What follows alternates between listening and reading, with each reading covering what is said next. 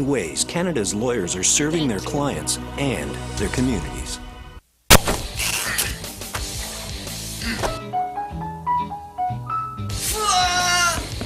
Whoa! Is it block or not? You get to decide how this ends at isitblock.com.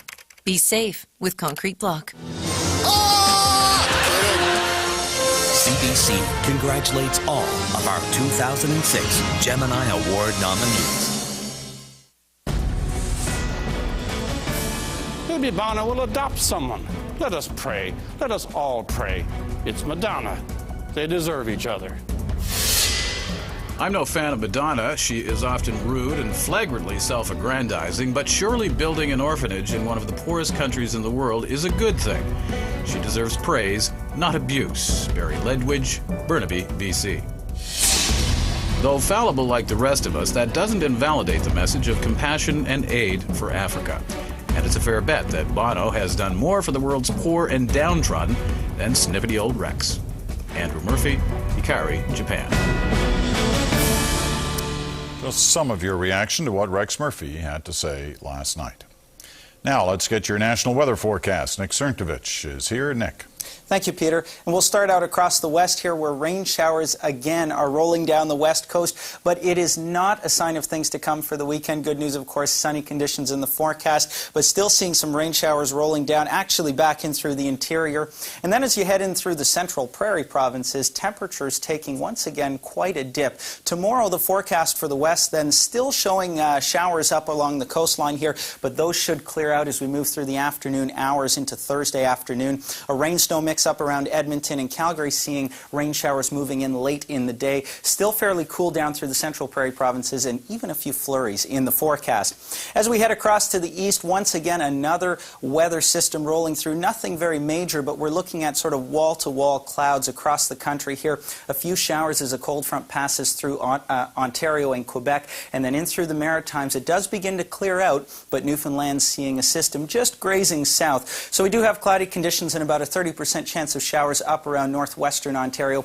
Showers and dropping temperatures across southern Ontario and southern Quebec. Once we head in through the Maritimes, more seasonal temperatures at about 13, 14 degrees for the most part. Showers clearing out of Charlottetown, and then up in Newfoundland, a few showers and temperatures down around 8 degrees. Peter, that's the latest. Back to you. All right, Nick. Thanks very much. You're welcome. Now, here's a preview of something we're working on.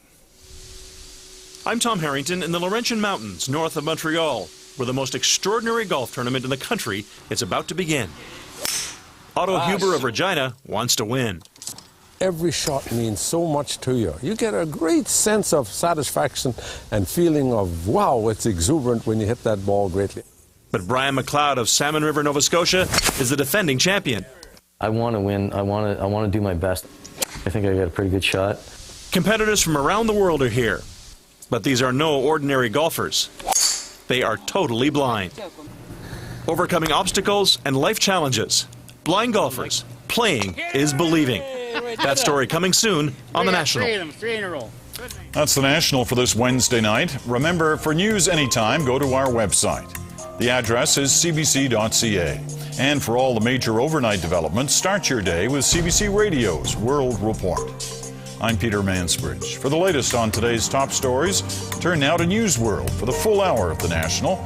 But coming up right away on most of these CBC stations, George Stroumboulopoulos and The Hour.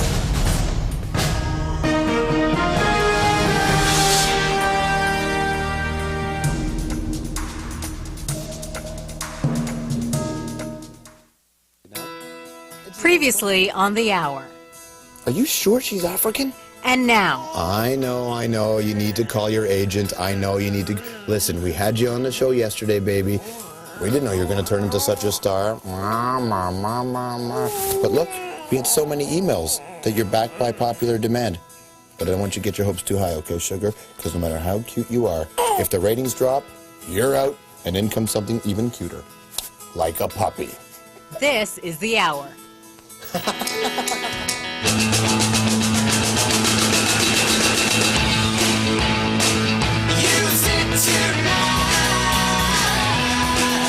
All right, here we go, ladies. ladies and at least 10% of you men out there, the great Viggo Mortensen is on the show tonight. And Canadian directors. And this man here is having dinner with your Prime Minister. I sit down with Charles McVitie of the Religious Right for a little What Would Jesus Do? Plus what would Stephen Harper do? And a little something with Jen and Vince. I'll play this game all night long, lady. Maybe a bit of the Bono. And look, Ma, it's Martha Stewart and she's got a knife.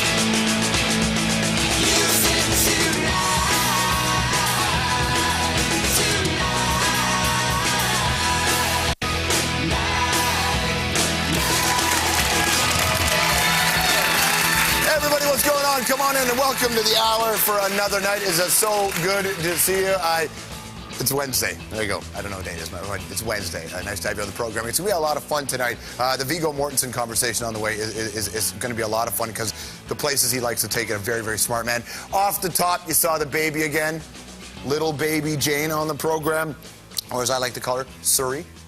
I wish that kid looked like Tom Cruise's. It's our executive producer's baby. I think we need to talk about where she found the child.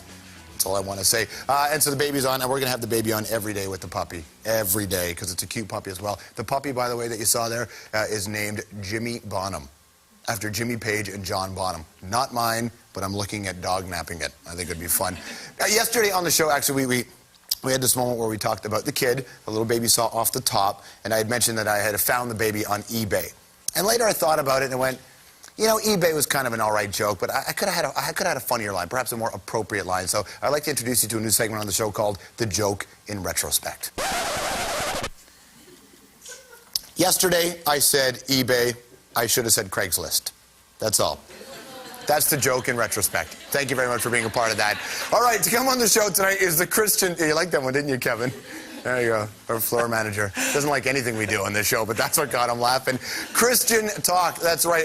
It's funny, we had mentioned that we were going to have Charles McVitie on the program tonight, a leader in the Christian movement in this country, and I got tons of emails on both sides in support of him and against him. We haven't even done the interview yet, and people are freaking out, and most of them were Christians. So we'll see how this conversation goes. And like we said, Viggo Mortensen. But first, I want to get you all caught up on what's happening in this big world of ours, and it is a crazy world. So here it is, babies. Mile a minute. You know how sometimes they'll tell you politicians have your best interest at heart? Yeah, well, here's proof that some of them, well, they really don't. The great province of Quebec, former Premier Lucien Bouchard. Check this out. Bouchard says that Quebec's economy is not as strong as Ontario's or even the United States because Quebecers don't work hard enough. Bouchard said, and I quote, "We work less than Ontarians and infinitely less than Americans." Why is that a bad thing, man? You know why that is? Because Quebecers enjoy a little something called quality of life. Bouchard, now you want to criticize them for living well? Dude, you're ruining everything. Besides, Lucien, do you really want to turn Quebec into America? You could barely handle being a part of Canada. Hey, speaking of separation, the Muslim veil is causing quite the controversy in Europe. First, British Prime Minister Tony Blair called it a, quote, mark of separation that makes people uncomfortable. Then Italy's Prime Minister Romano Prodi stepped in. He said the veil should not be used to hide behind. Newsflash, if you want to know why the world is so messed up and nobody can get along, go right to the top. It's because of jokers like this who have no actual understanding of culture or religion. Hey, fellers, you know what else makes people uncomfortable? How about the lying about weapons of mass destruction, misleading your great soldiers into war, causing an infinite number of deaths and making a bigger mess than before, otherwise known as Iraq. And yes, well, I'm sure you can understand the news in Iraq, not so good. In fact, it's quite bad. This month alone, more than 750 people have been killed. That's an average of 45 a day. So back on this side of the world, the safer, protected side of the world, U.S. Vice President Dick Cheney goes on Rush Limbaugh's radio show. He's talking about Iraq and the situation there, and he had this to say. If you look at the general overall situation, they're doing remarkably well. Really? Well, let's take a look, shall we? Nah, it doesn't seem to look so good. You know what? Maybe we're just too close. Let's step back a bit and look at it from another... Nah, wait, still, maybe further back. Where the hell is he looking from to say it's... Oh, yeah, Dick Cheney's on Mars? Finally, back here in Canada, your fine country, there's a new poll that suggests the federal Liberals are in a dead heat with the Conservatives, and that if an election were held today, each party would get 32% of the vote, which is astounding because the leaderless Liberals are tied with the Conservatives. However, in the very same poll, what did they say? Stephen Harper is a more popular choice for Prime Minister than the top 4 Liberal candidates. Confused? A little bit. Don't worry, it proves one thing and one thing only, that polls generally mean absolutely nothing. How do you like the self-esteem of the people running for the leadership of the Liberal Party? Wait a minute. We do poorly. We do worse than nobody. That's how it seems to be working for them in the poll. A lot of things to talk about in this country here, especially with your Prime Minister Stephen Harper. Lately, people talking about Stephen Harper and religion. You don't hear a lot about that when it was a Paul Martin government, unless it was from Stephen Harper's side. You didn't hear an awful lot about that from Jean Chrétien. In fact, there are a lot of religious people who have led this country. But I want to tie into something here with the Canada Family Action Coalition. Next week, this group is planning this event called the National Marriage Caucus. The idea with the National Marriage Caucus is to get priests, rabbis, pastors, imams, you name it, you're running a church, show up on Parliament Hill and lobby politicians, get in their faces and push them to reopen the debate over gay marriage. Now, your Prime Minister, Stephen Harper, said that he does want to hold a free vote on it. Why? Well, because Harper is actually out about being a Christian, and unlike previous PMs, the line between his faith and his politics, perhaps not as separate. Let's set this up. Okay, so when it comes to religion and the right, number 22 isn't quite as political as number 43, but they do have something in common. They are both evangelical Christians, and that means they lean toward a branch of conservative Christianity. Stephen Harper was sworn in as Prime Minister with his own personal Bible. He's, by the way, the first evangelical PM since John Diefenbaker. And his political mentors were also his religious mentors, Reform Party icons, Preston Manning and Deborah Gray. Now, most Prime Ministers claim to have practiced religion. I'm a Catholic, and but generally it hasn't interfered with their politics. Faith and religion should not be the subject of partisan politics. Take Pierre Trudeau, for example, devout Catholic. Yet, publicly, he said, "There's no place for the state in the bedrooms of the nation."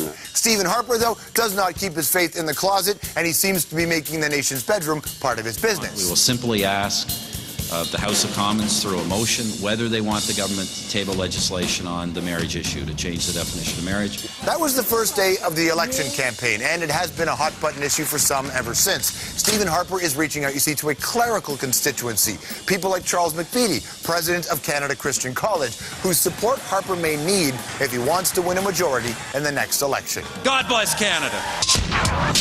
All right, the guy you saw there at the end, you heard him, Charles McVety. Man wears a lot of hats. Among other things, he is with the Canada Family Action Coalition, one of the organizers of next week's lobby effort, and also one of the most powerful leaders of the Christian right in this country. So powerful, perhaps he might even have the Prime Minister's ear. Well, this man right here is actually going to be at a dinner with the Prime Minister tonight. Nice to see you again. Good to see you, George. That's a nice suit, man. Thank you very much. Life is good, I see. I wanted to dress casual, but I've got other things I have to do tonight. What do you mean? Other things than getting on this program, well, Charles? Hey, this is the highlight of my week, though. Yes, no, I believe it.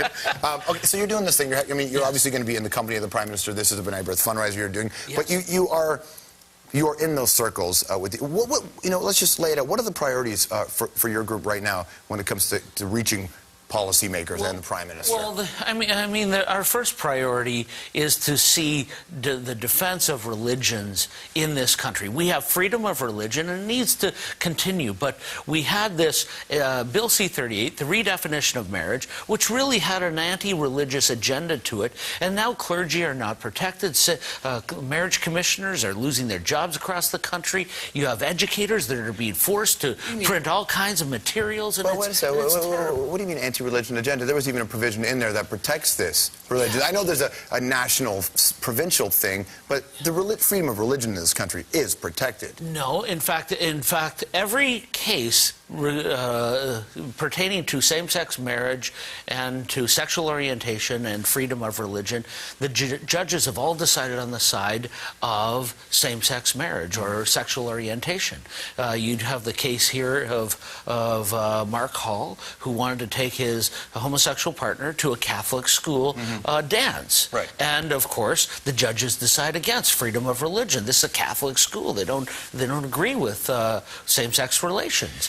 But it was forced upon them, and this is happening right across the board, right across the country, and this is wrong. It shouldn't be. Okay. I agree with rights and fairness, but not to impose it upon people who do not want to abide by that type of ideology. Yeah, but in order for something to be fair, it has to be fair.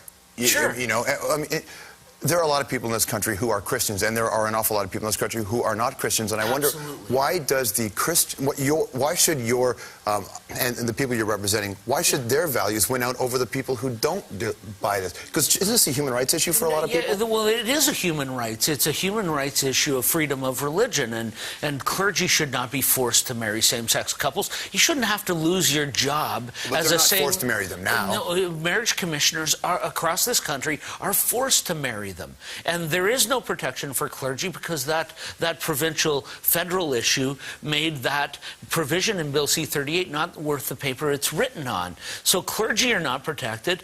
Marriage commissioners are losing their jobs. This is wrong. How many marriage commissioners have lost their job over this? Well, I don't know. Hundreds have been given a letter that states if you refuse to marry a same-sex couple, then you must step down from being a marriage commissioner. You come on this show when someone loses their job about that. Yeah, well, I can go and give it to you, and I'll give it. Yes. Actually, I heard you say something which I thought was interesting, is that with friends in government now, it's a lot easier. Talk about that for what you're doing in this current government. Well, of course, we now have a pro-marriage government as opposed to the anti-marriage government that was there before. Oh, come on, Charles. This is not Bill O'Reilly's show. You know that's not true. In fact, this is I understand what you're saying about marriage, but the sanctity of marriage is kind of like, it's towards the people who actually believe it. There are enough hetero couples who have ruined the sanctity of marriage. And that is true. But with friends in government, talking about that. But redefining marriage is a serious issue for anyone. It's not about rights. I mean, good Christian women 80 years ago fought to get human rights for women. And they didn't fight to be called men in order to get rights. They just asked for rights.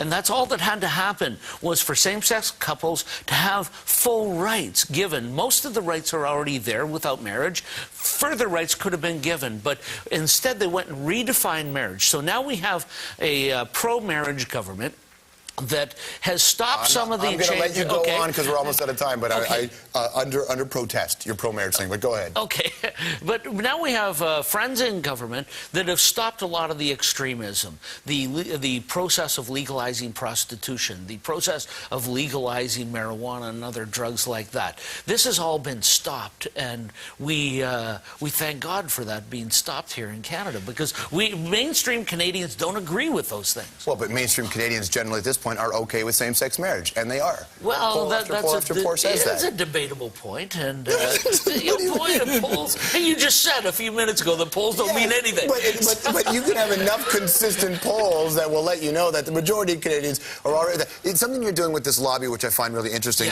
Priests, rabbis, pastors, imams. You have a group of people who think the other person's going to hell. You can't agree on anything when it comes to the end times, but you're all anti-gay marriage. How do you get together on something, this issue? Why don't you care about, poverty and all those other things together? Of course, we do care about those things, but this has been a uniting force, and it's good, and we're standing up with imams, and we're standing up with rabbis and Sikh leaders, and on Tuesday we're going to get together and go and meet members of Parliament face-to-face, practice democracy at its fullest, and see what happens. Let's make a deal. After you do that, which is totally cool in the democracy, obviously, the same group of people get together and unify on trying to stop all the garbage fighting around the world over each other's religion. How about that? Okay, well, absolutely. That's I love that. We need to stop that fight. In the name of God, which is what it is right now. There should not be fighting. We should love each other. We should respect each other. We should have freedom. We shouldn't be fighting. We agree on that. It's always good to see you, Charles. Thanks for coming on the program tonight. Good to see you. Nice to see you as well. Thank you very much. A lot more to get to on the program tonight. I do want to tell you about Sunday. It's very exciting. We're getting a whole bunch of emails coming in about this as well, and it's true. Sunday night, 11 o'clock, the Tragically Hip on the Hour will give you a sneak peek at the new record, in that you've heard it already because it's available, but you haven't seen them perform it. The first performance on television, the Tragically Hip, exclusively on the Hour, 11 o'clock on Sunday night on CBC, which will include, which is cool, and I know you like the hip, right? Now, absolutely. One-on-one interview with Gord Downey from the band. Lots more, my friends. Next week, hip-hop giant Ludacris is going to be on the show. Margaret Trudeau is going to be on the show. How about a former NFL star who's now playing up here? The Argonauts, Ricky Williams, is going to be on the show. And that's all next week on the Hour. But tonight is the guy you really write the emails about. Your boyfriend, Jian Ghomeshi, will drop by. Plus, we'll get into this. Next up, it gets a little complicated. Viggo Mortensen and I are in love with the same people. Hockey is back, and so are we. I'll explain more in just a bit. And tomorrow, Alice Cooper comes by to tell us his best story ever. All of a sudden, there's a chicken on stage.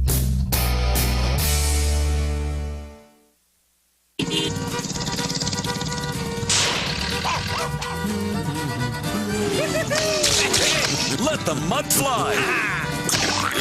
An all-new Air Farce, Friday at 8 on CBC. Every day, countless Canadians find themselves in dangerous, even life-threatening situations. And every day, selfless men and women come to their rescue. The Royal Canadian Mint pays tribute to everyday heroes with a new 25-cent Medal of Bravery circulation coin. Find this special collectible in your change, save it, and honor our brave, everyday heroes. So it's I before E except after C. It's a rule, no exceptions. What about beige? Okay, one exception. Or caffeine? 2. Weird, efficient, neither. Feisty?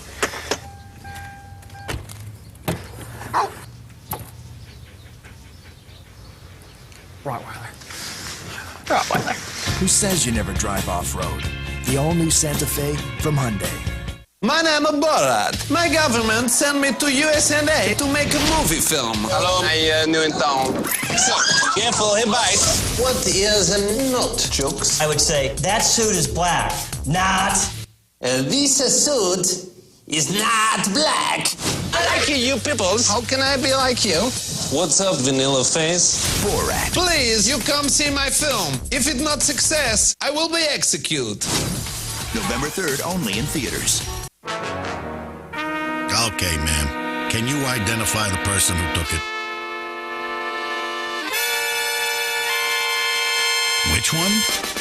Aussie hair always stands out. Add some roux to your do. After buying a Suzuki SX4, Mike quickly put the all-wheel drive to use. The rush was intense, and the deeper he drove into the woods, the happier he felt to be alive.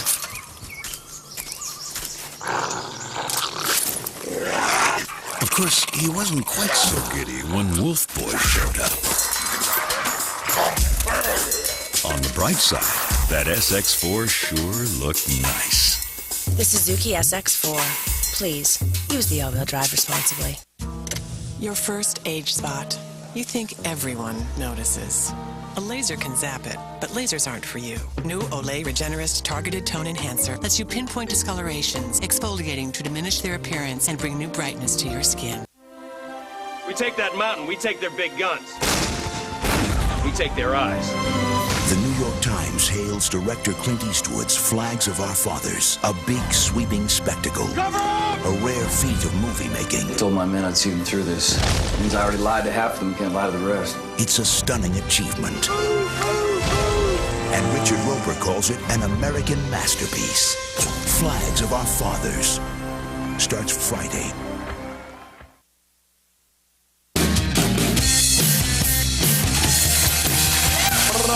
All right, everybody, you are back on the hour. Nice to be with you on your Wednesday evening. In moments, it's what you've really been waiting for, is the take on the world of entertainment, the news, shortly. Viggo Mortensen, great actor, is going to be on here. Perhaps you know him from Lord of the Rings, History of Violence, which is a great film. I do believe he played the best Satan ever in The Prophecy. Listen, go to the video store and rent The Prophecy. Do not rent The Prophecy 2 or 3. You will not get those hours back. It is not worth it. But the first prophecy is brilliant. From the best performance of Satan ever to the leader of the Catholics, I suppose, the Pope. You're familiar with Pope John Paul II. Guy had a job for quite some time. And you know what he did, right? The whole this and the that and the this and the this. We know him. Did you know he was a very successful recording artist of the Pope's speeches and stuff? I think he's had 7 albums that he's been a part of in the top 50 charts, best-selling books. The Pope is kind of a big deal. But now I want to tell you about something new, posthumously released, my friends, a DVD, which is created by the Vatican. It's actually an animated version of Pope John Paul II. It's his life. It's called John Paul II, Friend of Humanity. It's 60 minutes long. The thing will be available in 8 languages. The Vatican hopes it'll be a hit in stores for Christmas. which means the Catholic Church, that is to say the Vatican, really wants Christmas to be commercial as well. Although, think about it, cannot be worse than Jingle Cats. Or Jingle Dogs, which didn't really work quite the same way as Jingle Cats did it? The goal here for the Vatican, though, is to teach the kids about the Pope and yada, yada, yada, all that stuff. Here's some images from the cartoon, though. I want you to see this. Here's the Pope in old age. See, there's the Pope in old age? It's a nice, it kind of looks like that Rush Carrier hockey sweater animation, doesn't it? You know, I don't think he would wear a Leaf jersey either. Here he is, by the way, as a Pope, as a young kid. Now, does the Pope as a young kid remind you of somebody else? Does he look like this guy? I think he looks like Bobby Hill. He does, from King of the Hill. Look at them together. Look at them together here, all right? One guy ended up being the Pope, but he could easily have ended up being a propane salesman at Krakow, just like his old man. I don't know. Perhaps they haven't seen the King of the Hill in the Vatican yet. My friends, are you limbered up and ready? It's the news.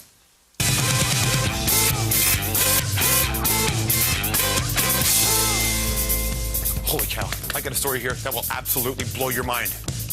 Wow, I ran in with such intensity, I feel like Wolf Blitzer on CNN. This is the Situation Room. I need a clipboard and a wall of monitors. Hey, wait, forget that. Let's go back. What is the situation? Well, Monday, big news. Jennifer Aniston goes on Oprah Winfrey's television program. Oprah, probably haven't heard of her. Little television show in America based out of Chicago. Not that big, but, you know, somehow important. Anyway, Jennifer goes on there and finally declares to everybody that, in fact, Jennifer Aniston, Vince Vaughn, still a couple. Now, for me, that's the end of the story. But apparently for a lot of people it isn't. Like, you actually do care about this stuff. Okay, so after the Monday Jen coming clean on Oprah, the plot starts to thin a little. That's right, apparently the paparazzi snapped some pics of Vince kissing a mysterious blonde woman, and now Vince Vaughn is suing 3 papers for suggesting that he cheated on Jen and that they'd broken up. Seriously? Let me tell you something right now, okay? If this thing goes to trial, it will be the dumbest f***ing use of a courtroom since Ernest Goes to Jail. Don't judge my DVD collection. I'm very. Madonna says her adoption is above board, okay, and that she did nothing wrong, and she says that she's actually been working privately to adopt the little fella named David for months now. Okay, ding, ding, ding, ding, ding. Last call on the Madonna story. Everybody saddle up to the bar, because I'm just about done talking about this. I have an idea. Can we all just get together, then adopt every orphan in Africa so we never have to hear about this Madonna deal again? Can we do that? That'd be nice. Speaking of babies, by the way, and babies being neglected, it's your main man, Bobby Brown. Have you heard? A judge in Massachusetts, my favoritely named state, issued an arrest warrant for Bobby for not paying child support. Well, Bobby has actually made good. Somehow he scraped together the $11,000 he owed to the mother of his 2 kids. Will someone get him a medal for finally doing his flipping job? Bit of a catch here, though. Technically, the arrest warrant remains in effect until the judge holds another hearing. No date for that one yet, but something tells me that by the time that rolls around, Bobby will be wanted for something else. Hey, Lola Cashman. Ever heard of Lola Cashman? Yeah, probably not. Lola used to be U2's fashion consultant back during the epic Joshua Tree era. Well, now she's in a legal fight with the band. U2 says that Lola stole a bunch of their stuff and then tried to sell it at an auction. Clothes, backstage photos, Bono's trademark Stetson hat. Now, she denies all that, saying that they were, in fact, gifts. The band now suing her to try to get everything back. And if I know Bono, he's getting ready to sue her for greenlighting those mullets back in the 80s. And finally, from the set of Martha Stewart Living Large, your girl Martha Suge Knight Stewart is donating $1 million to a hospital that helped her out last year. Nicely done, Martha. How'd they help her out? Well, apparently that Martha needed stitches after cutting her hand in the kitchen. How'd she cut her hand? Excellent question. Carving a turkey, of course. Oh, lovely memories of the exercise yard. You know, you'd think that after all that time in the pen, Martha would be way more handy with the shiv. I just want to see that episode of her television show. Okay, so here's what you do. You take the turkey, you turn it around, you stab the dirty rat, then you break the handle off, you shove the blade in, and you piss on its grave. We'll be right back. That would be an excellent edition of Martha Stewart's show, by the way, if Martha brought her prison buddies out. But shall we move? Speaking of prison buddies doing things as they move on in their life, it brings us to the next guest, which is Viggo. Get a little Viggo on you. Viggo Mortensen. You probably know him as Aragorn in Lord of the Rings, that whole trilogy. Perhaps you liked him with the bald Demi Moore in G.I. Jane. Perhaps you didn't see that movie then. Well, you saved yourself some hours there. Listen, I think his best work might have been in The Prophecy, like I said, but also in A History of Violence, directed by one of the great directors in this world, David Cronenberg. Viggo plays a small-town guy with a violent big city past. If you haven't seen it yet, do yourself a favor and check it out. I want to play a clip, but hold on a sec. If you got a little kid, little peanut in the room, get him out of the room. I'll give you a second here. Look, it's a violent, bloody clip, all right? And while I do believe that if you're... Wait a second. If you got a little kid, what the hell are they doing up at this time? Roll the clip. They can see it. You got anything to say before I blow your brains out, you miserable prick? I should have killed you back in Philly.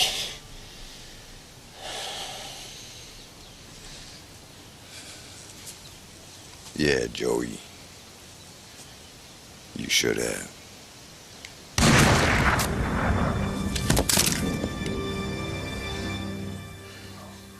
You know, I just realized I gave you a violence warning. I should have totally given you a spoiler warning. Sorry, David Cronenberg. Anyway, he got up again. He was totally fine. Ed Harris's character. Damn! I totally did. I'm that guy who ruins the...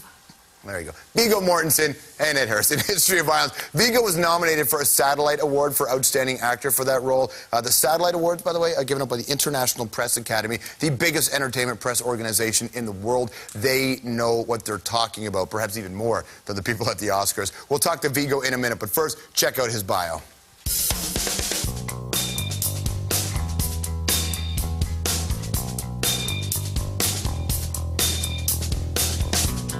Viggo Mortensen. Chances are when you hear that name, you're thinking Lord of the Rings, L-O-D-R. But did you know that he actually got his start as Moses? Who is on the Lord's side? No, not that Moses. This one, Moses Hochleitner. Yep, the Amish farmer in Witness, the movie starring Harrison Ford. A few movies later, look at that, Viggo getting a lesson from Al Pacino and Carlito's Way. Later, he tapped into his dark side as Lucifer in The Prophecy. By the way, The Prophecy, that was the greatest performance of a devil anywhere. Then, of course, the trilogy. Aragorn brought Viggo out of Middle-earth and made him a king, and, well, a god, in fact, to some. Now, when he's not on set, Viggo works on paper. That's correct. His photos and paintings sell in galleries all across America, and to top it off, the guy speaks 7 different languages, including hard ones, like Swedish. And why is that cool? Well, not only did he translate for the Swedish hockey team at the '80 Olympics, he also worships the Montreal Canadiens. That has nothing to do with the Swedes. It's just awesome. Hockey is back, and so are we. I didn't put him up to it, man. Viggo's not a fool. He knows where it's at. Viggo Mortensen, he's actually got a new film now called Aratrist. It's actually the most expensive film ever made, coming out of Spain. It's about a Spanish soldier turns into a mercenary in the 17th century and getting a lot of attention in his home country, and played at the festival as well in Toronto. Check out part of it. ¿Qué piensas?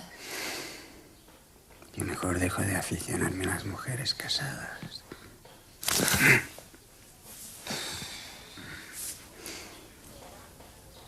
Al menos que sea la mujer más deseada de España.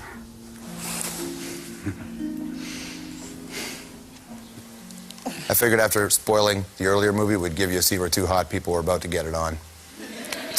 That's my penance for you. That's how I make amends. And yes, the film is entirely in Spanish, and yes, you did see Viggo as a lover in that scene, but he's also a fighter. He is that. We'll get into that. We'll talk about Lord of the Rings, Iraq. Yes, Iraq, the United Nations. And of course, we may talk about the greatest hockey team on the planet as well. My friends, Viggo Mortensen. You guys rolling? Just cool?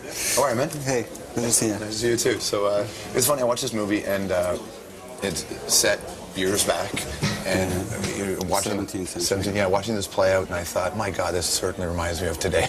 Yeah. You know, in a lot of ways. Did you feel that way? I think there are obvious parallels. The equivalent now is the American Empire, you know, that like the Spanish one at the beginning of the 17th century. In this story, it's crumbling, you know, it's falling apart, and they're wasting the national treasure, you know, money, gold, and the people's blood as fast as they can, and that's kind of what my country's doing now. How does a movie like this get you to be in it? You know, in that most people, I don't know how many people, I mean, you've done it before in another language, but how many people get into a film? You know, it's like, hey, guess what I'm going to do?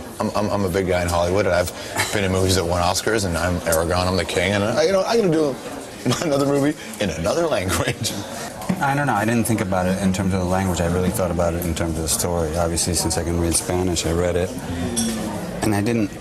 you know, I know something about history, so that interested me, but it was really the characters, that what happens in it, that I felt was beautiful. And I felt, you know, I'm lucky. I have the ability to speak the language, so I should, you know, I'm lucky to have this opportunity. You also have I guess you have the reputation of being just a guy who'll do what he wants anyway, for better or for worse. Yeah, and when I don't, like anybody else, I always regret it. If you don't trust your instincts. Yeah, I mean, I'm very indecisive, but once I commit, then I'm there, you know what I mean? Which is one of the reasons I think I like working in movie storytelling, because there's no turning back. You know, once I say action, it's like, you're in it. You have to commit. Do you know where you have a hole in your swing? Like, are you the kind of guy who realizes, listen, I'm an actor and I want to do lots of things, but there are just things I can't, like, I'm not as good at this kind of thing, or I can't do this kind of thing, and you sort of have to pull yourself back and...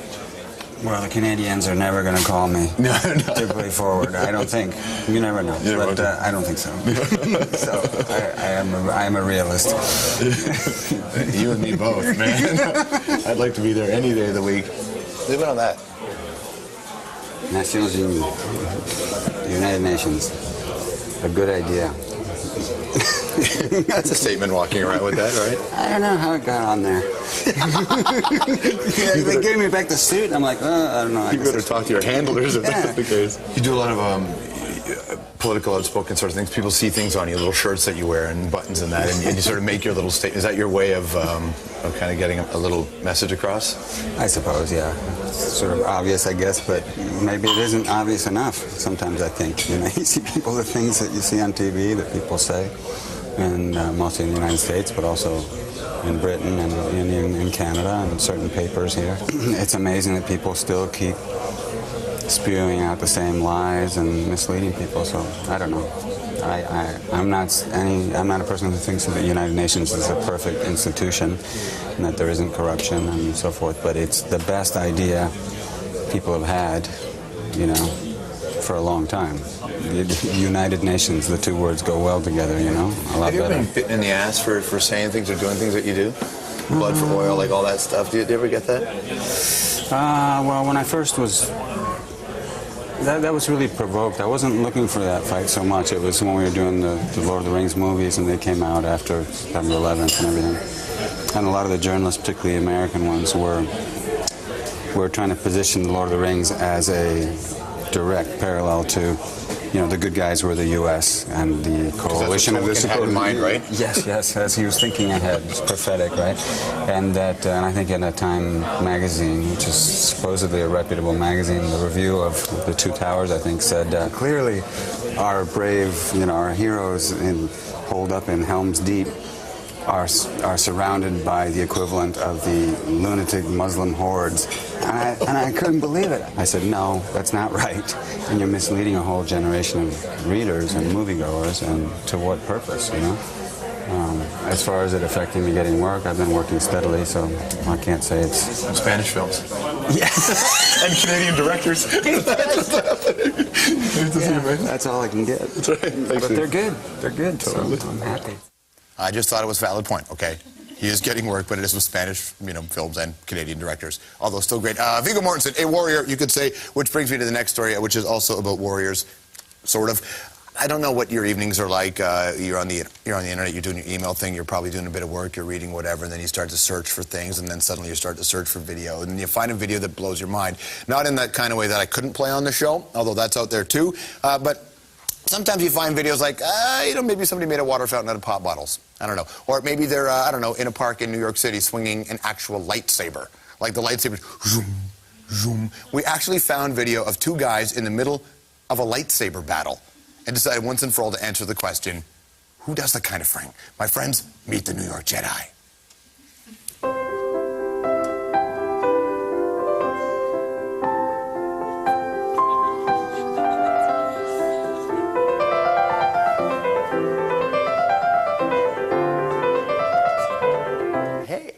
We're the New York Jedi.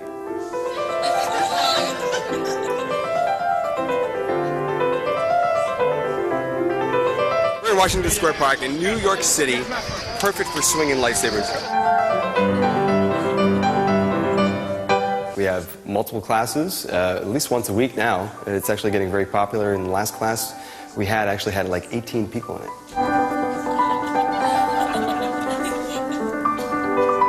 I did some instructional videos because some of our students were like, how did I do this thing again? And so I was like, just run outside, I'll take some quick videos and throw them up on YouTube. And before I knew it, there were like thousands of views on these videos. Swords are wonderful. I mean, I've been doing swords for 30 years and just got into these. I was in the audience for the first show of the first Star Wars back in 70, you know. We also get into costuming, develop the character. They're encouraged to develop the fight style that their character would use. My character is a Predator Jedi. So my character has a helmet. I have glow-in-the-dark dreads. Basically, we spent about 2 months just getting the moves down, and then like another, couple of other months filling it in. Now why is it that you just won't die?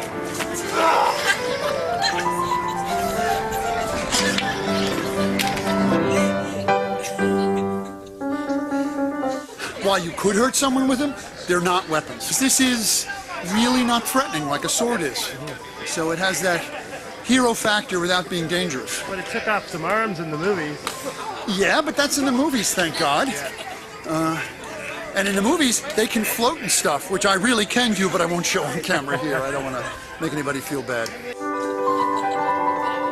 If I was to give it an honest answer about why I do it, I love watching people become more aware of themselves and of their surroundings. No black, no white, Jedi, Sith. The only color that matters is the blade. But it's really about bringing out the inner strength and confidence in the person who's using the saber. It's amazing to watch how strong people get and how confident they get. Don't try that at home.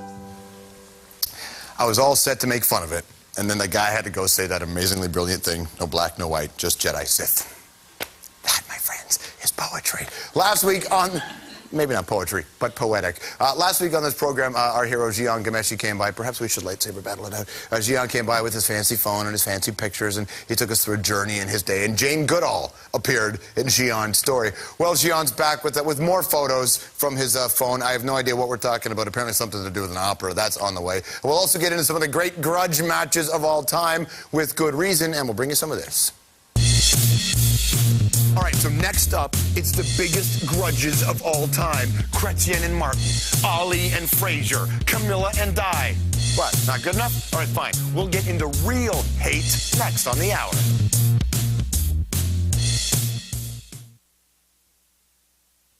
Closed captioning is brought to you by CanadaBusiness.gc.ca. What entrepreneurs really need. A message from the Government of Canada.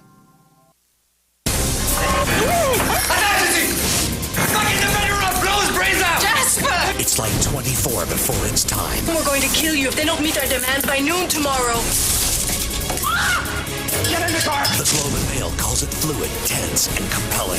In the detonator. Oh, if you do this, they'll hang you. The guys who killed the cabinet minister just walks out that back door and left it open! October 1970.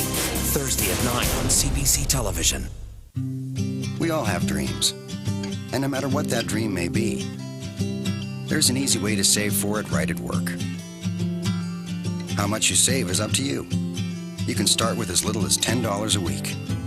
And with no fees and guaranteed growth, Canada Savings Bonds are an investment that can help you take your dreams and make them a reality.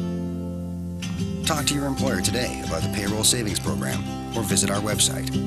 A message from the Government of Canada. Every day, countless Canadians find themselves in dangerous, even life-threatening situations.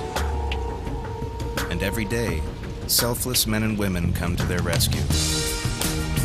The Royal Canadian Mint pays tribute to everyday heroes with a new 25-cent Medal of Bravery circulation coin. Find this special collectible in your change, save it, and honor our brave, everyday heroes. We're attempting to capture the elusive Sorrento in its natural habitat. It won't be easy. Let's go in for a closer look. Heated mirrors, 5-star safety rating, truck frame construction. Yes, it's a real SUV, all right. My God, but it's beautiful. So beautiful, in fact, we'd better leave this one alone. To breed.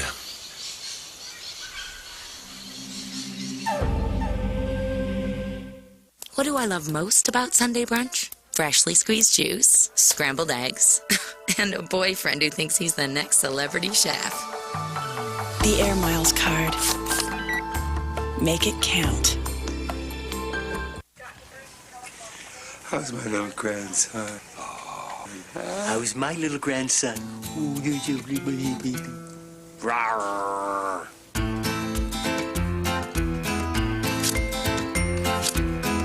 Peekaboo! Who's got the biggest bear?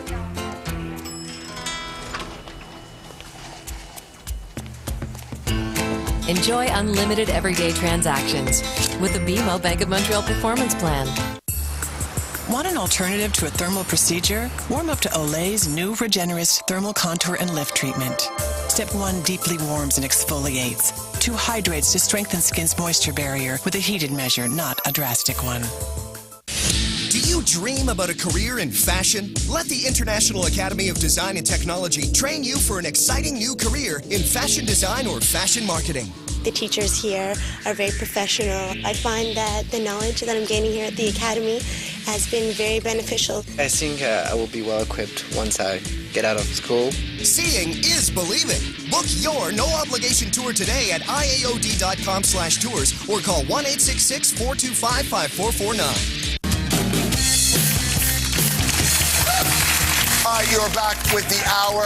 Gian Gameshi going to join us in a bit. I don't know if you're into reading. Do you like reading the classics, like Mad Magazine, the classics, or perhaps even a little further back, if you will. A little trivia for you. It was on this day in 1851 that Herman Melville's Moby Dick was first published. The title was The Whale, though. They actually didn't originally want to call it Moby Dick because Zeppelin already had a tune with that name, but not really exactly. It was called The Whale. Nonetheless, if you don't know the book, it's a simple story. Mad sea captain chases the white whale, ultimately dies because of his obsession, but it's kind of a metaphor for the way a lot of people live their life. So in honor of that mad sea captain, Ahab, and his king-size grudge, we count down the best grudges of all time.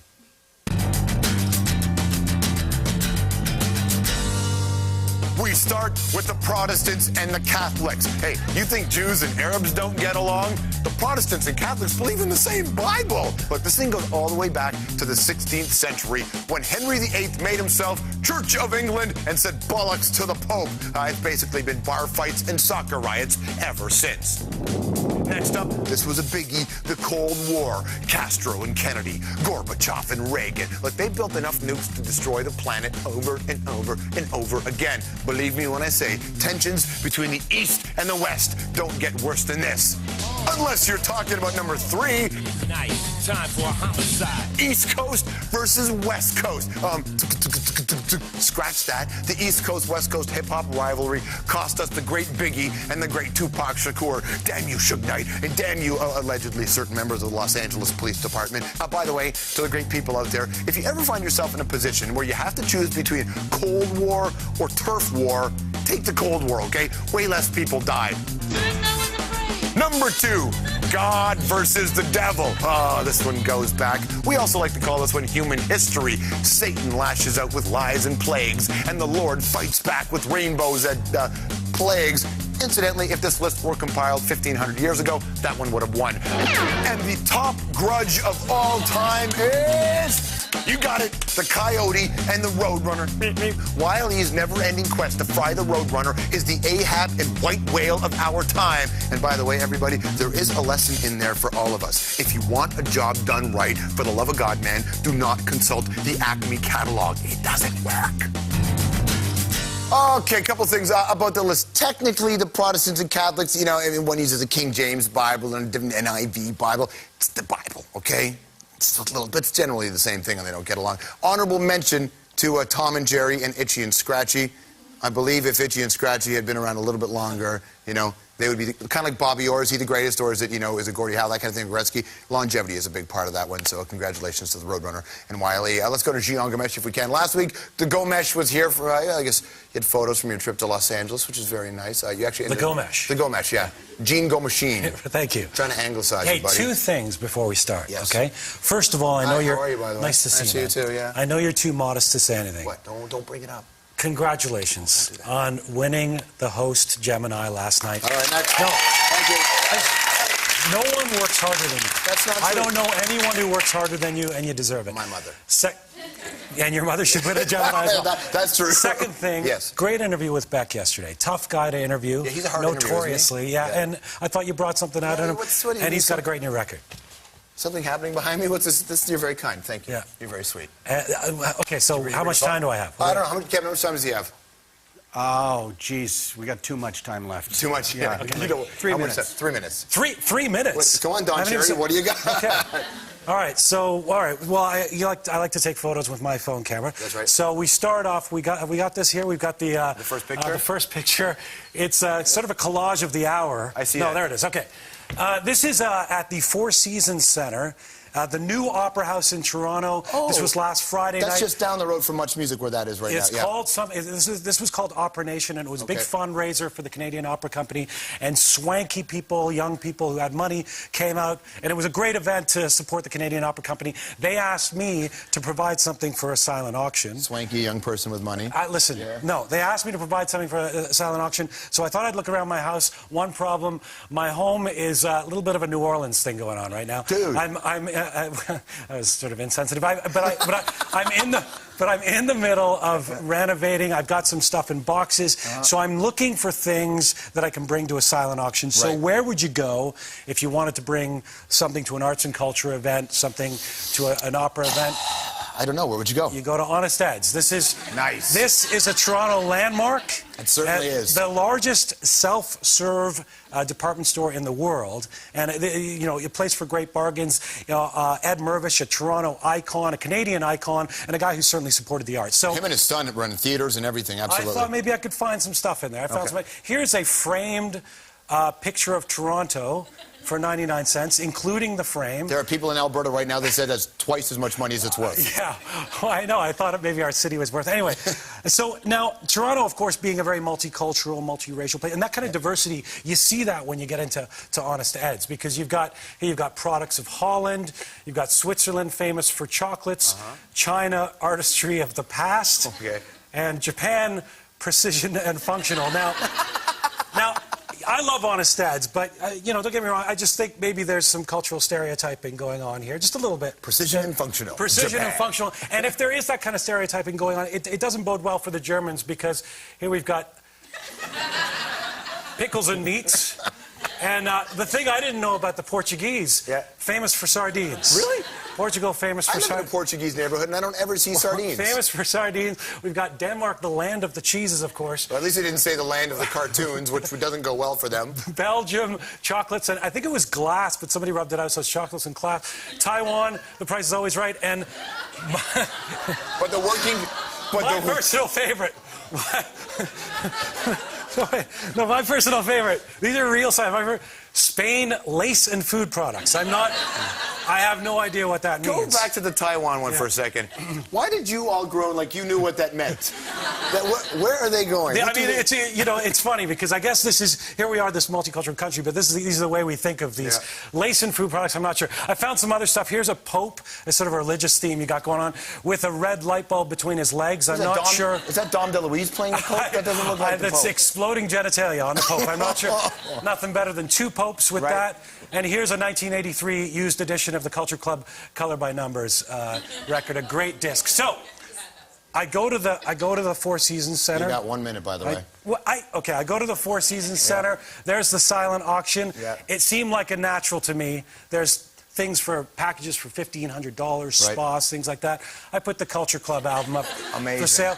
The writing, what it actually said was a authentic used copy of the Culture Club's Color by Numbers, featuring Karma Chameleon, Church of the Poison Mind, disc not included, because I wanted to keep the vinyl. So you gave them the Jacket. It was the jacket, but people actually bid on it, and George, at the end of the night, $40 for the Culture Club album. And that goes to show you that you can take something that would be an inanimate object that would be worth nothing at a garage sale, potentially, and take it to a swanky event, a nice write-up, and you'll get $40 for it. No, actually, Gian, what I think it proves is somebody had $40 burning a hole in their pocket.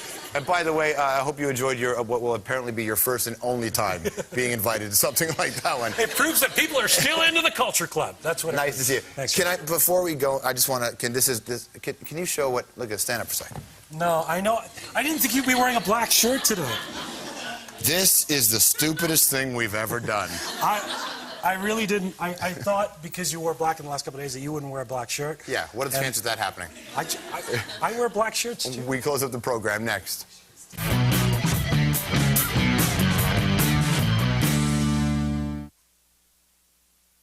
Saturday, the Maple Leafs take on the Rangers, while viewers in Quebec can watch the Habs face the Avs, and viewers in BC can see the Canucks and Predators. Then, the Red Wings battle the Oilers. CBC's Hockey Night in Canada. Saturday on CBC.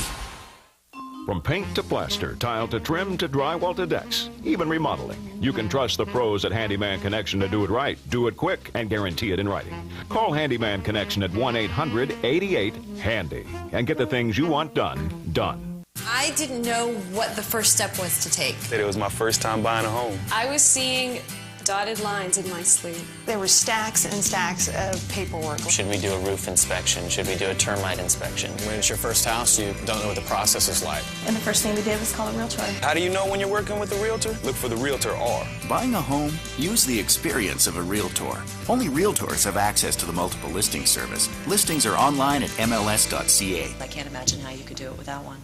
The Lipton Just for Laughs comedy tour is back, bringing the world's premier comedy event live and in person from city to city across Canada. We're here. Aloha. Come join an amazing lineup of the funniest comedians from around the world as they bring the Just for Laughs experience to 24 cities throughout the country. For details, visit hahaha.com. There's going to be a few changes around here. The Lipton Just for Laughs comedy tour, leaving no city unfunny. Friday. The director of Batman Begins presents The Prestige. It's one of the year's best films. 2 thumbs up. Get in before the secrets get out. Secrets of my life. The Prestige starts Friday. Well, I stole this car. What? Yeah, I only paid $14,900. What? That's all he asked me for. Stupid. Slow down the car. Slow down the car. I'm jumping that way.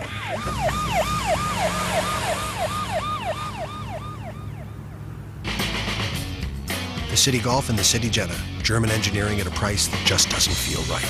The Lipton Just for Laughs comedy tour is back, bringing the world's premier comedy event live and in person from city to city across Canada. We're here. Aloha. Come join an amazing lineup of the funniest comedians from around the world, appearing in Montreal, Hamilton, Toronto, London, Ottawa, and Thunder Bay. For details, visit hahaha.com. There's going to be a few changes around here. The Lipton Just for Laughs comedy tour, leaving no city unfunny. Just tap and go.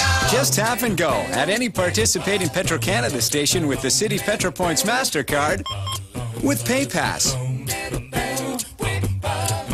Just tap and go.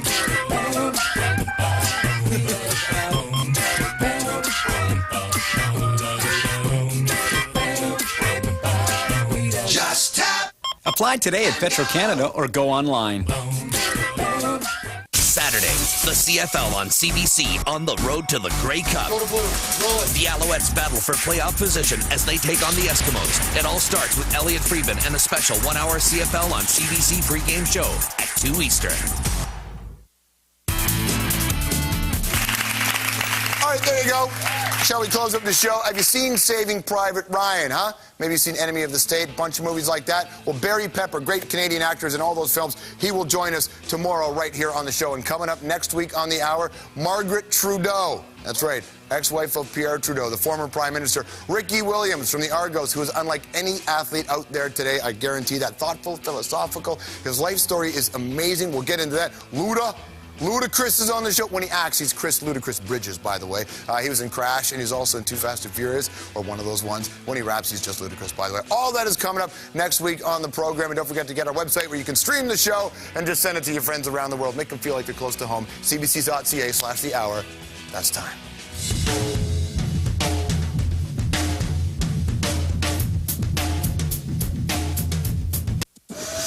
And he can lift anything. Anything at all. He's that strong. Joe Schuster, will you stop it or you'll miss your train? Now help me find number 5. Strong, but by day he's a mild-mannered reporter. Glasses, you know, a secret identity. Honestly, you Canadian kids. He'd be in this cape. A what? A cape. Wearing these blue tights. A hero in tights, really. Here it is. Listen, Lois, this guy is faster than anything, I swear. If you're not fast, you're gonna miss your train. That's it. A bullet. A bullet. He's faster. No, he's faster than a speeding bullet. Come on, get on it. No one's gonna read a comic strip about a strong man in tights, Joe. It'll never fly. Fly, no. But he can leap over tall buildings.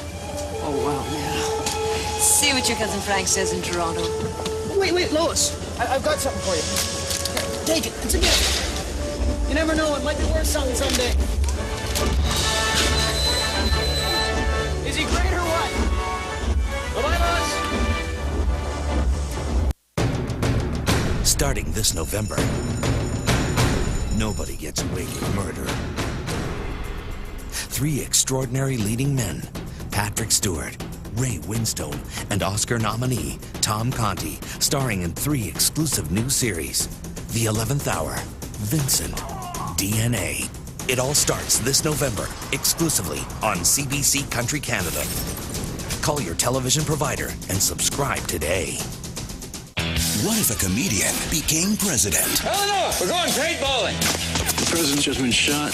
He's dead. Let's go round them up. Man of the Year is hilarious. I did not have sex with that woman. I wanted to. Man of the Year, now playing in theaters everywhere. The early bird deadline in the Princess Margaret Cash, Cars, and Condos Lottery is midnight tomorrow. Act quickly and be eligible to win 2 early bird prizes. One, the Ferrari F430 Spider. The other, $500,000 cash. This is your last chance. Call now. Ever since she was a little girl, she wanted to be a doctor. Remember what you did to her bedroom? I was just thinking about that the other day. We always hoped she'd be accepted. Sophie is a smart girl. Yeah, Lois, but med school. What a great opportunity. You must be very proud. The moment I saw the letter... I gotta tell you, it was quite a day at our house. Was she excited? I got in. I've never seen her so excited. So, can we make this work? There is your education savings. And her scholarship. I could teach a little longer. Let's look at this. Here's your regular contributions. These are the recent changes we just made to your investments. We'll be okay. CIBC Financial Advisors help you do what matters today while still investing for tomorrow. What? Do you think Dr. Sophie will make house calls?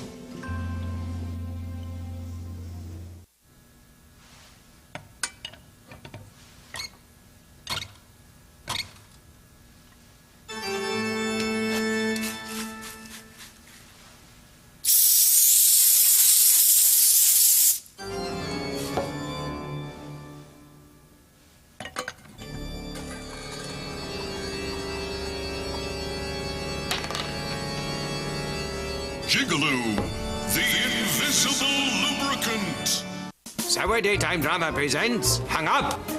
Action! It's lunch. What are you in the mood for? Something different. Something... What's the word? Something fresh. Something... Normal? No. New, the word is new, as in Subway restaurants. Great tasting, and we stress new, seasoned steak sandwiches like the blackened Cajun steak, fresh toasted and sizzling hot. Subway, eat steak! The early bird deadline in the Princess Margaret Cash, Cars, and Condos Lottery is midnight tomorrow. Act quickly and be eligible to win two early bird prizes. One, the Ferrari F430 Spider. The other, $500,000 cash. This is your last chance. Call now. What if a comedian became president? I did not have sex with that woman. I wanted to. Man of the Year is hilarious. Hit him again. Robin Williams gives a brilliant performance. You want to know my history? I just farted a little while back. Man of the Year, now playing in theaters everywhere.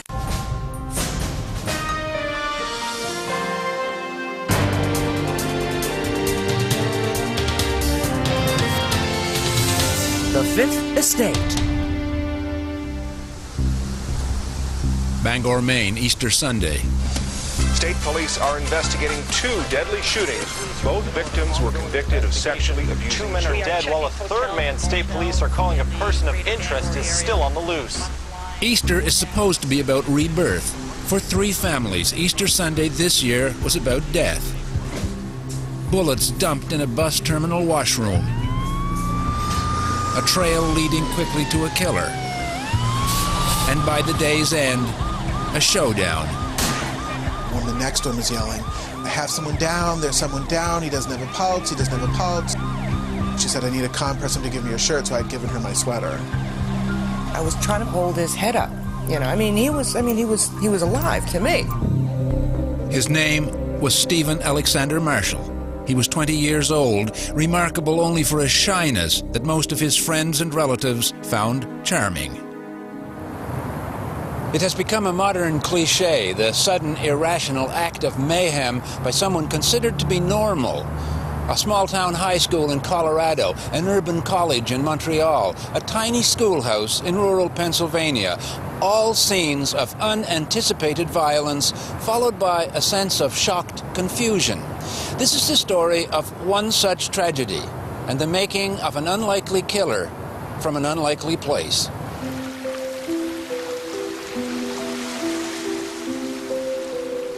Cape Breton Island.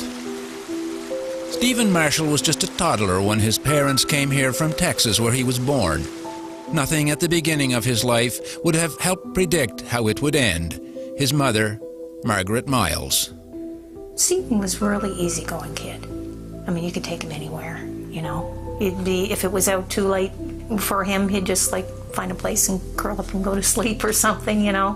He was really quiet, well-behaved. He lived with his parents in this house on Upper Warren Street in Lewisburg. Superficially, at least, it seemed to be a happy home. Was this concert planned or anything? Oh, no, only for 3 months. His mother, Margaret, was a young music teacher. His father, Ralph Marshall, older and with a family from a previous marriage, was the parent who stayed at home. This home video for relatives back in the States presents a picture of domestic bliss. Bye. Bye. It was an exercise in wishful thinking. Get in the car, son. Ralph had a lot of skills and education, but he couldn't hold a job in Canada, so he stayed at home, doting on his little boy. Fate worse than death. Stay home, Dad. Even then, Ralph seemed determined to indoctrinate little Stephen with his own moral attitudes, passion for the outdoors, and firearms. In one of Stephen's earliest baby pictures, there's a hunting rifle at his side. It didn't help the marriage that the in-laws clearly didn't like Ralph, Margaret's father, Paul Diekelman. I mean, it was guns and knives, guns and knives. He would sleep with a knife under his pillow when he came up to Sydney. Slept with a gun under his pillow back in Texas, the father did. And he had this thing about guns and knives. That Ralph Marshall was divorced also became an issue as his second marriage started breaking down. I wrote him a scathing letter at one time telling him he leaves a trail of destruction behind him everywhere he goes. Kids don't miss the grown-up strife around them. Early on, Stephen graphically declared his disapproval. To my parents, he said, I want to run away from home, you know. So I know, like, he wasn't happy. Margaret's parents lived in Arizona then. When Stephen was 8, they decided he should spend some time with them.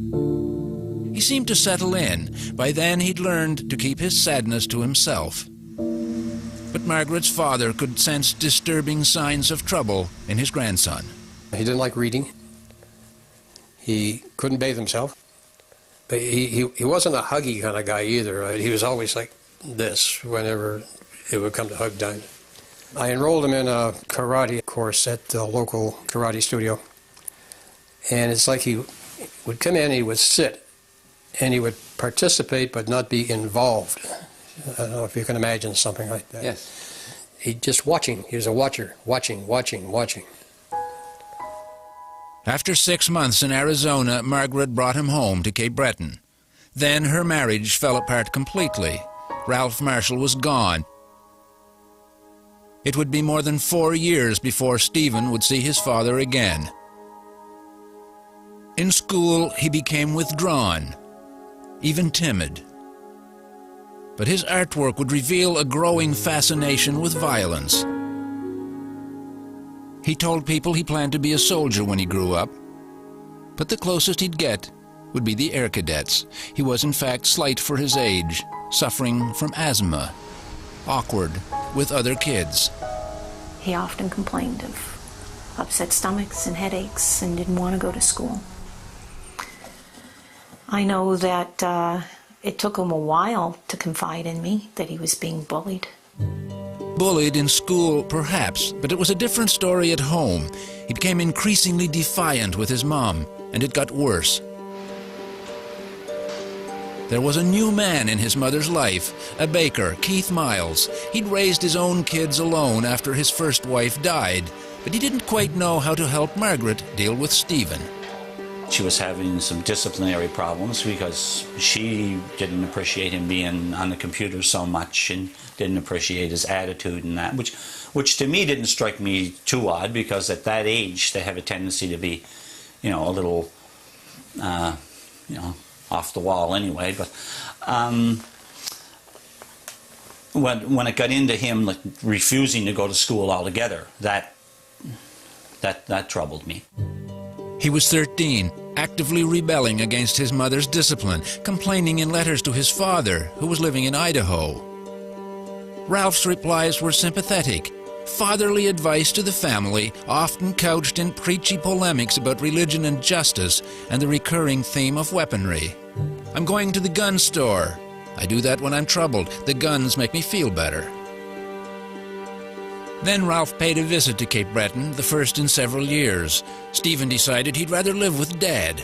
Margaret thought it was a good idea. As problems escalated between him and myself, then I said maybe that is a good thing for him. I said, I want you to go for a year. I want you to get to know your dad. And I said, you need to learn to follow home rules. That was the contention there. I took him to the airport and he left. Not a very happy memory.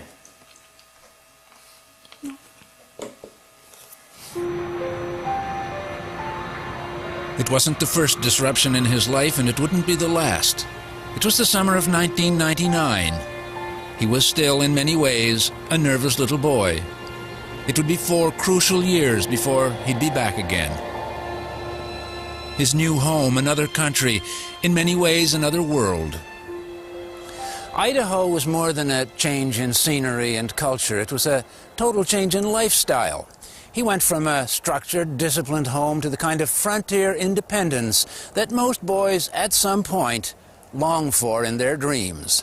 He was 13 when he came to Cul-de-sac, Idaho, and the 3 years he spent here instilled attitudes that would confirm his character and define the rest of his life, and perhaps the circumstances of his death. Cul-de-sac, population 375. It was a good fit for his dad. Ralph Marshall had an office job and served as the unpaid mayor of the town. Ralph was a busy man in Cul-de-sac. Suddenly, Stephen had a lot of independence. Compared to Margaret, Ralph was a hands-off kind of parent. Stephen's best friend was Joe Reisdorf. He talked about that too, how his mom was a lot more strict than his dad was. But that it really didn't, he was the same guy, he just was constantly in trouble with her. And Stephen seemed to blossom here. If he'd been a shrinking violet back in Cape Breton, he'd left that part of him behind. Derek and Harrison McFarland, who are twins, were friends. We had the image, you know, from before Cul-de-sac of this kind of quiet, withdrawn little boy. How does this jibe with the Stephen Marshall that you guys knew? I'd say that was a total opposite. I didn't know him as that kind of a person. It was, I guess we can classify him as like the class clown. Just goof off a lot and just be